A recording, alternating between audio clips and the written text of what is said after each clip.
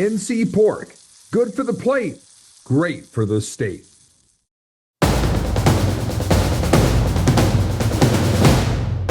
This will be our second day in full pad, so we've got an opportunity to work on some things here. Today, from padded standpoint, on our fundamentals with pads on and so forth, that we can't do in less gear. So excited about the week here that we have coming up, and the rest of it through the weekend, and then we'll start to get into classes and more of a regular season routine. As the players get on a little different schedule, not a training camp schedule, but their daily academic schedule, and that's where we'll be for the rest of the year. So that's kind of where we are at this point. Questions? Yeah, Coach, how long does it take? How long do you anticipate it taking to get the kind of evaluation you need to get with the guys up front now that you're full pass? It's a good question. Just have to figure it out as we go. Some things will clear up sooner than others. Others might take a while. Once we know, though, we'll make that decision. But until we know, we'll let the competition play out. What do you know about this team that you didn't know at the beginning of camp? Well, we have a lot of new players, so seeing them play is the biggest thing. We have 40 guys that weren't here in the spring, so getting a chance to watch them, go through football stuff, not just training exercises, but actually go out there and play. That's been the biggest thing. At least we have an idea what they can do and where they can fit in. On the left here. Bill, bringing in Mike Preefer as special teams coordinator, what is it about his coaching style that you like, and what have you seen out of special teams so far in camp? Special teams, as I said, we're at 10 practices. There's 6 special teams units, not counting the hands team and a bunch of other one-off situational type kicking plays. But, we haven't had enough practices to be very far along in any area, but we're moving along in every area. So it'll take a little while, but, Mike's got a lot of experience. I've known him for a long time. He's a very accomplished coach. Has a lot of experience, has worked with a lot of players, and I've seen us get a lot better. But, it's an area of the game that we have a long way to go in. Certainly, having 2 new kickers in here has also been part of the adjustment, but they're both, very good. I'm glad we have them.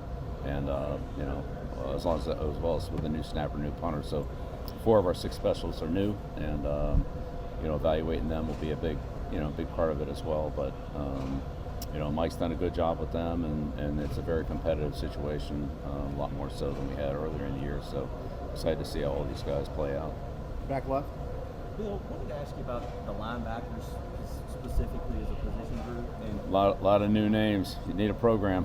well, right, just your evaluation to this point of that group. It sounds like Andrew Simpson has played well in practice. Just what have been maybe your overall thoughts and some of those guys specifically, if you don't mind? Yeah, well, again, I'd say the evaluation is really for these players. All of them is, probably coming in the next, call it 10 practices. Up to this point, there's been a lot of learning, a lot of multiple groups where guys are in there with different people, so the timing's not always exactly right. Just try to get a look at everybody. Now that everything's, other than some situations, our core stuff is in everything, offense, defense, special teams. Now we can get more consistent work on it and more consistent evaluation of players that are improving, players that are leveling off, and maybe players that are not improving at the same rate as other guys are, or so, in other words, declining, let's call it, relatively speaking. So we'll see how all that goes, but the linebackers are a new group. Some of them are familiar with some of the techniques and things that we do, some of them aren't. So we just teach it to everybody, but they're definitely coming together. They're a hard-working group. They communicate well, but they have to work with a lot of teammates, not only the linebackers, but the guys in front of them and the coverage adjustments behind them. So it's a process, but we're grinding through it and definitely making progress. Next room on the left. Yeah, Bill, of course, the running back room is one with, a blend of, returners, transfers, freshmen, things like that. Obviously, last year, kind of had that workhorse in Marion Hampton, ended up being a first-round pick. What would be, process of trying to maybe replicate that production as a unit? What do you kind of anticipate that looking like with this new? Well, it's hard to imagine any one player having the production that Hampton had, but collectively, I mean, we'll see. It's a good group, very competitive group.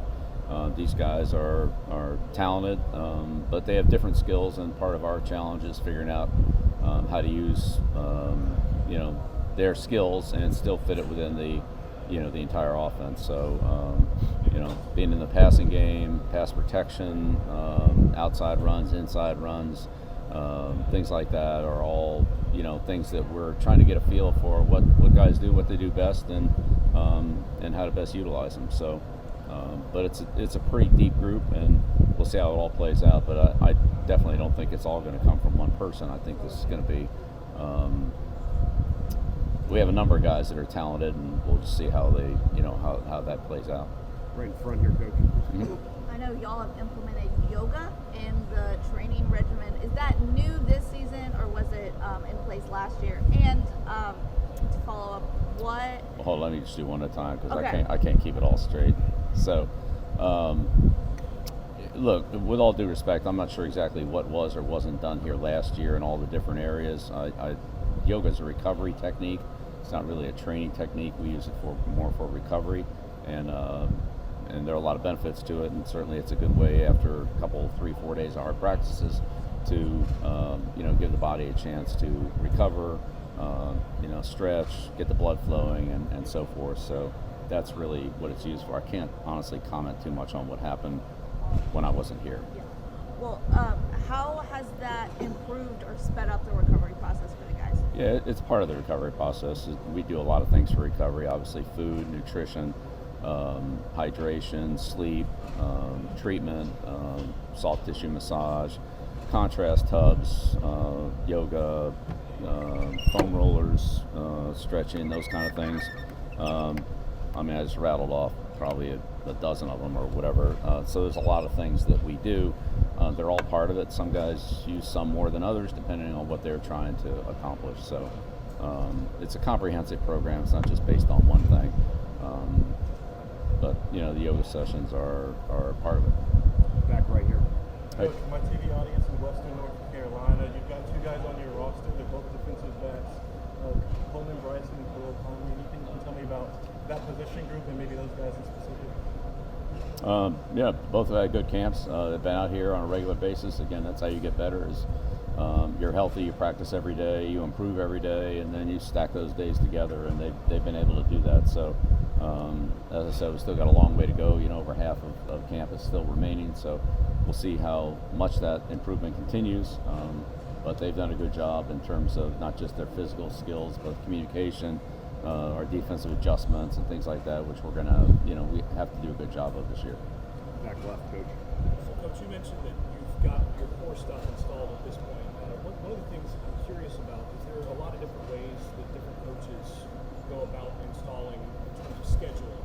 How do you install that core stuff when you have like the air raid guys that it's a 3-day install that you repeat multiple times, that sort of thing. Can you take us through a little bit about how your schedule works, especially with, and maybe talk about the differences between college and pro and how you may have had to adjust that in terms of offensive and defensive installations and what your schedule is for installations at that time? Yeah, that's a great question. I don't think it's college and pro. I think honestly it's pads or no pads. You can install a lot of the passing game with no pads on, and guys run around, and honestly there's not a lot of contact, or you can eliminate the contact part and get the timing part of the passing game and the coverages and so forth. The running game's a little different story. So today's our second day in pads, full pads. So we're going to concentrate more on the running game because this is our chance to concentrate on it. It's not just knowing what to do, but it's actually working on the fundamentals of doing it. The double team blocks, the back blocks, the kick out blocks, the backs reading those blocks and so forth. So today the emphasis will be more on that because it's our opportunity to do it.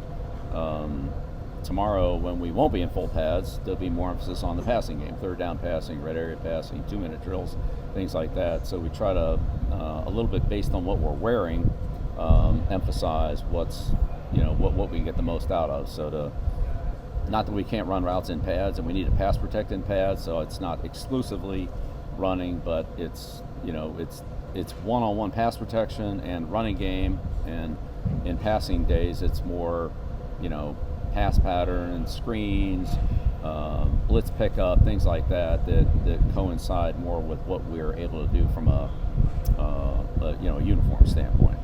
So as far as the plays go, I think when you want to try to go full speed, that's not the day that you want to put in a lot of new plays. You want to have those in so everybody knows what to do, and then you see if they can go out there and do them. And so that's kind of where we are now.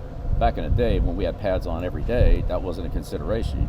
You just practice. Now you kind of have to, I would say, gauge your practices based on what drills you're actually able to do. Do an inside running drill with no pads on is kind of probably just asking to get somebody banged up. So we wouldn't do much of that. Last two on the right here. Bill, where have you seen the most improvement these first few weeks, and how these guys implemented the fundamentals into the competition periods? I'd say the biggest improvement has just come as a team, embracing the program that we're installing, which is consistency, dependability, physical and mental toughness. Just being productive every day. Everything we do is important, and all the details are important, and so embracing that and embracing the little things and doing the little things right and so forth is it's hard, but that's what it takes. And so gradually I think we've done a better job of that. We're making a lot less mistakes than we made earlier, not just because we've done it more, but because I would say we care more about making sure that the little things are done right. So if we can do that, that'll bode well for us in the future. If we don't, eventually those little things will, keep the big things from happening the way we want it to. So we'll see how that comes out, but I think that's a big thing for us. Last one on the right, Brian. When we talked to Mike Lombardi, he said that he wanted to build this team from the lines out. Mm-hmm. When it came to revenue sharing, how much did you adhere to the NFL model of that, and how much did you say we need to really build on the offensive and defensive line? Right. Well, I think that's a little bit more of a long-term question. Right now we're kind of in between in the revenue. Like what it's going to be next year is a little bit different than what it is now, and we're going to have a recruiting class come in that's going to affect it more than what last year's recruiting class, because we didn't really have much of one. So I think the economics are going to change significantly from 25 to 26. And again, that's really something that Mike is more involved with than I am. And again, I'd just say, generally speaking, look, you want to try to get good players. And I wouldn't want to lose a good player over a few $1,000s because, let's say we were over our budget. If he's that good a player, we'd give him a little bit of the extra money to get him and figure it out somewhere else. So it's a very fluid situation, but, to Mike's point, I definitely agree, and Mike and I are on the same page. Offensive and defensive lines are important. You've got to have that. You've got to have a quarterback. You've got to have somebody who can rush the passer. You need somebody that can cover. You need somebody that can score. The guards don't score, right? So somebody's got to be able to score points. So, it's not just that, but if you don't have that, it makes everything else a lot harder. So, in the end, you want to build a balanced team that can win on offense, defense, and special teams, because at some point you're going to need plays from each of those units to win in critical situations in close games. And if they can come through, you're going to win. And if they can't, you're not. So it's not just that, but that's a critical part of it. So yes, there's a lot of emphasis there, like a dollar figure. No, we don't have that. Thank you, guys. Appreciate it. All right. Thank you. NC Port, raising the bacon, raising the bar.